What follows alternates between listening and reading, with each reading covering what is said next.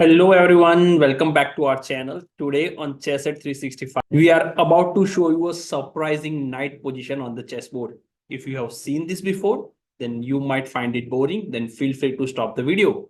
But if you are seeing it for the first time, then get ready to be surprised and shocked. That's why chess is hard. So without wasting any time, let's start today's video.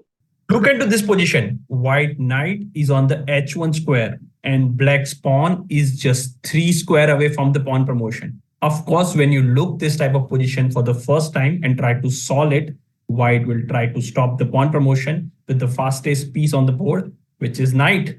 And white is doing the same thing. Knight to f2, a3, d3, a2, b2, and white is not able to stop the pawn promotion. Not only that, black promotes with the check. White loses his knight and the game as well. So if you think about the other way, knight to g3, then it's not working either. And white doesn't have an option of chasing the pawn with the king because it's a simple mistake from the first move. So after all, this is a lost position for the white. But white can make this as a draw if he knows the perfect way to stop the pawn promotion. For that, he should start with knight to g3, a3, knight to f5 check, e6, attacking the knight, d4 check, d5, b3. So now knight can capable to stop the pawn promotion. And a2. Now start moving your king. King to e2, king to c4, attacking the knight. Knight to a1, king to c3, and then e3, king to b2.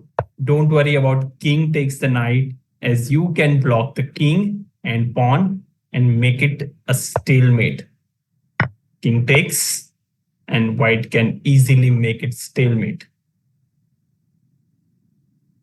You will surely ask that knight to b3 and what will white do if king goes to the c4? Once again attacking the knight. Then white have clear two options, either c1, either knight to c1 or a1. Let's see c1 first. Black can't push the pawn or knight can take.